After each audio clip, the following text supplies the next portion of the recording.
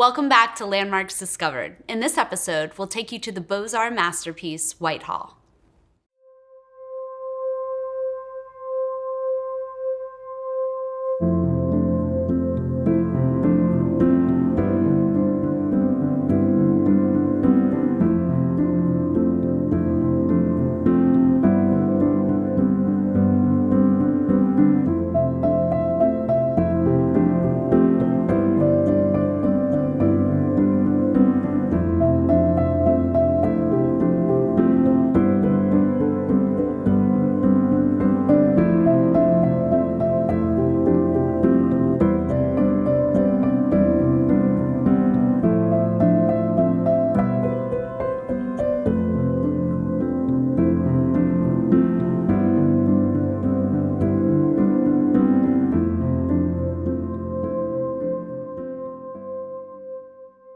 Whitehall was built in 1902 by Henry Flagler. He commissioned the architectural firm of Carrere and Hastings to design it in the Beaux-Arts style, which was extremely popular during the Gilded Age.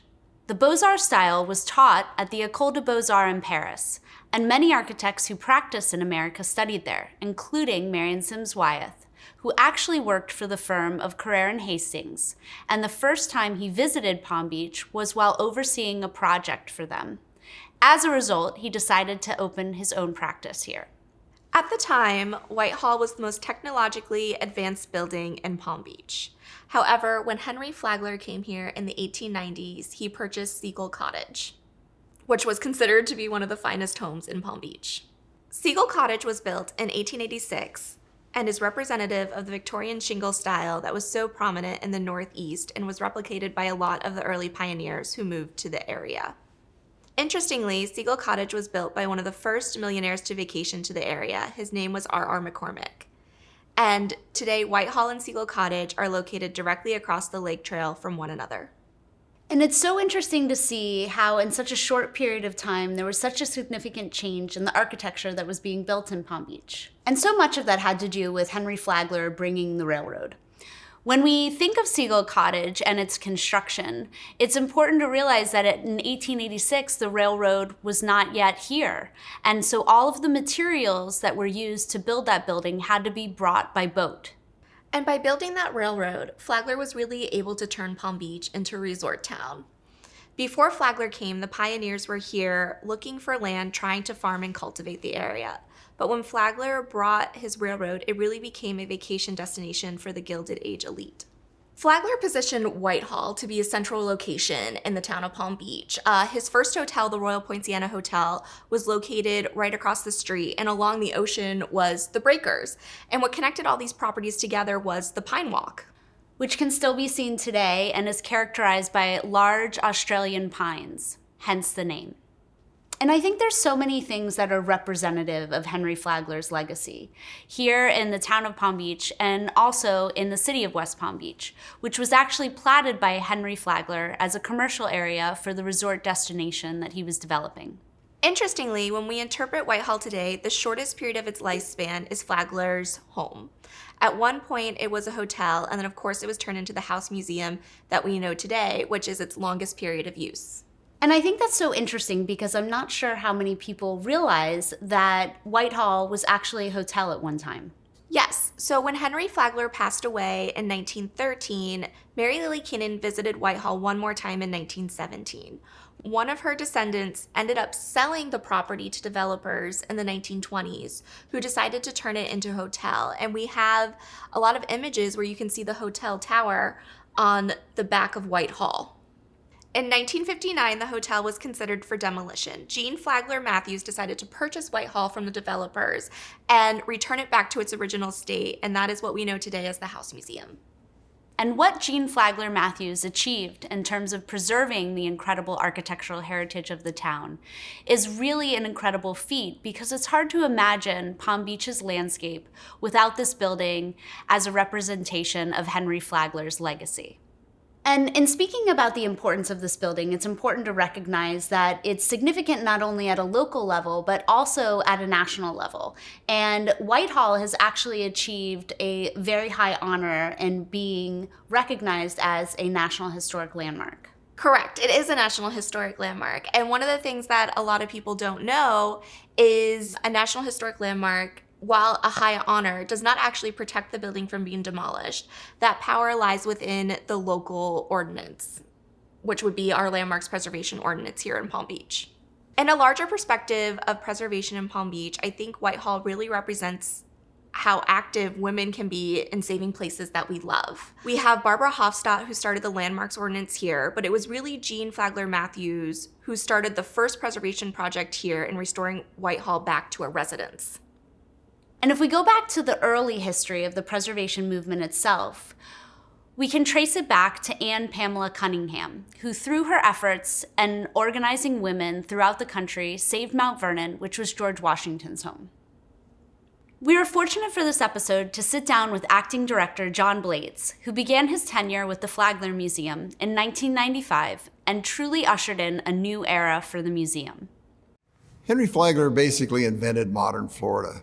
He really created the transportation infrastructure from St. Augustine to Key West, encouraged agriculture and tourism, which became the foundations of Florida's economy, and rocketed Florida from maybe the poorest state in the Union to the third wealthiest state in the Union today. And that's what he did in his retirement years. He was a co-founder of Standard Oil, the most profitable corporation in history for more than a century. Flagler was first introduced to Florida because his wife was ill, probably tuberculosis, and the doctor recommended she go to a warmer climate. He visited Jacksonville, didn't like the area, came back after his wife passed away. She didn't recover from her tuberculosis. Came back with his new wife to St. Augustine, thought there was a real opportunity there to develop St. Augustine. When Flagler arrived in St. Augustine, he decided he wanted to develop St. Augustine further. He chose a pair of young architects who just left McKim, Mead and White and were on their own. They were in their mid-20s. He knew the father of one of the architects, Tom Hastings. Father was a minister, was Flagler's minister in New York. Decided to give this young pair an opportunity. They designed the Hotel Ponce de Leon, the Hotel Alcazar, and two other buildings in St. Augustine, and really created the look of what we think of as downtown St. Augustine. They went on to have amazing careers of their own, and by the time Whitehall was being designed, Flagler obviously chose these young architects who were at the height of their career. They were working on the New York Public Library. They were the lead architects for the Pan American Exposition in Buffalo. So they were really at the peak of their career and the obvious choice for Whitehall. When Flagler first arrived in Palm Beach and got a chance to look at the area, it wasn't, of course, named Palm Beach at the time. We came into the Lake Worth area. He really thought it looked like paradise because the whole east side of the lake was one giant coconut grove, a consequence of the bark of Providencia running aground here with a cargo of 20,000 coconuts that the 100 or so residents living around the lake could not possibly have eaten on their own and weren't likely to carry very far. So they wound up being planted, a lot of those coconuts, on the east side of the lake, and it became one giant coconut grove. And to him, it looked like paradise. Whitehall's built in the Beaux-Arts style because for Henry Flagler and many of his contemporaries, at least one of their homes should be, as Andrew Carnegie admonished them in his Gospel of Wealth, should be a home that's represents all that's highest and best in literature and the arts for the advancement of the race or of civilization. And so it really was built as a museum from the beginning. Beaux-Arts style draws on all of Western civilization going back thousands of years, back to the Egyptians, in fact. And Americans saw themselves at this time in history as finally getting the chance in this new world. It's a civic style of architecture. It's not a domestic style, but that's okay too. These Beaux-Arts homes were about the aspirations of society at the time, not of the individual. The first 4 rooms were really meant to communicate in the most pointed way America's aspirations to really be the final and the ultimate evolutionary step in Western cultural evolution. And each one has really special features deliberately designed into the room. the grounds and the facade and the grand hall are all about referencing a temple to Apollo, and they're full of symbols. It really was an effort on the part of the Americans to do just what Augustus did, when the first Caesar of Rome did when the Greeks were criticizing the Romans for being great engineers and having a great army, but not having much of a soul.